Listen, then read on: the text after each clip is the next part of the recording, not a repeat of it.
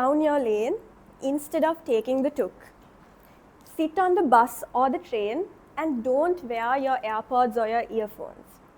Please, for your sake, be alone. Not dramatically or eternally, and not like how movies show loneliness where someone just stares across a distance with the rain pouring down. No, just be alone long enough to hear yourself think. Because I have started to suspect that one of the greatest tragedies of our generation is that we are constantly connected to everyone except ourselves. CC Evaluator and my fellow Gavaliers, today I will attempt to make all of you sitting here to at least consider being alone a little more. Now, I know that asking a group of young adults who are in their eras of freedom and socializing and partying to go be alone would probably not make me very popular. But hear me out. I think that people should be alone more, especially in their 20s.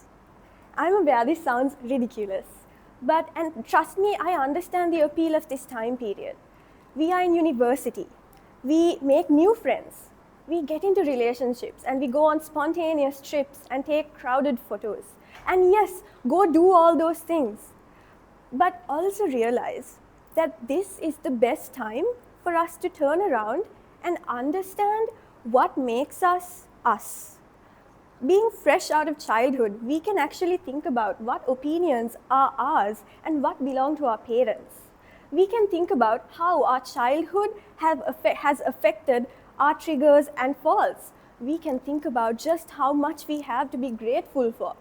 We can understand the reasons behind our reasons and the motivations behind our motivations. So please, to do that, be alone. Personally, I always thought that what I wanted was to become a lawyer and make big bucks.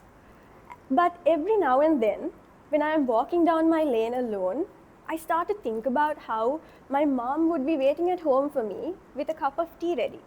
And I find that now, more and more, all I really want in life is to keep the good things that I already have, and that it would actually not be the end of the world if I didn't make a six-figure salary every month by the age of 30. I know, somewhere on LinkedIn, an influencer probably just fainted. Solitude forces you to confront the stories that you tell yourself for years without questioning them. Once, I worked to death on an assignment, and I got low marks for it. And I thought, okay, let me do the exam really well to offset this and somehow get an A. But it was only when I was sitting in front of my laptop, staring at the B in silence, and feeling the pure and utter devastation inside, that I realized that I don't even treat myself as a whole human being. No, I'm a grade machine. If I don't get the expected grade, I feel my entire life loses value or meaning. You would think that I lost a family member with the severity of the emotions I felt.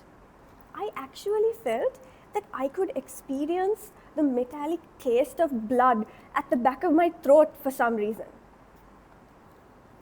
But why do I give so much importance to my grades, to my GPA? It's not that deep, I know it's not.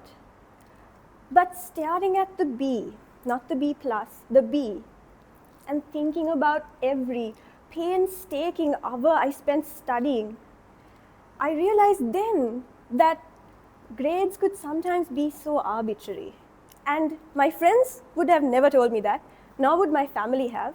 I needed to be alone. I needed to hear myself think to realize that. So please, you too, be alone.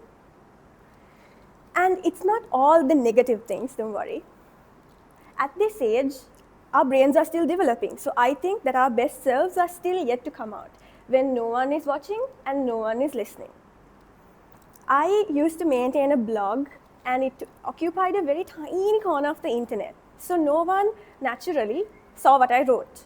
And I very easily wrote all about life's meaning, to veganism, to politics, to emotional regulation, and a lot of things I frequently think about. But when it comes to me writing a CC speech, it's an extreme sport, because I struggle to let myself write anything that I'm not sure the audience would enjoy. And before you accuse me of romanticizing sitting alone and staring at a wall, psychologists have studied this. American psychologist Gregory Feist found that a personality trait commonly associated with creativity is a preference to be alone. And research also says that when you daydream, which usually happens when you're alone, it activates your brain's default mode network, which consolidates memory and helps to understand others' emotions. So paradoxically, being alone more actually helps you to be a better friend to those around you. So please, try it. Be alone. Because when life inevitably gets louder than it already is, with things like careers, marriage, family, children, success, and failure pulling you in different directions, you will need something solid to stand on. You will need to know who you are. So walk down your lane instead of taking the tuk. Sit by the bus window and put your earphones in and let your mind wander. You might find certain uncomfortable truths about yourself, but you will find yourself. Because solitude is not the absence of company. It's more the presence of yourself. So please, for your own sake, be alone. Back to you.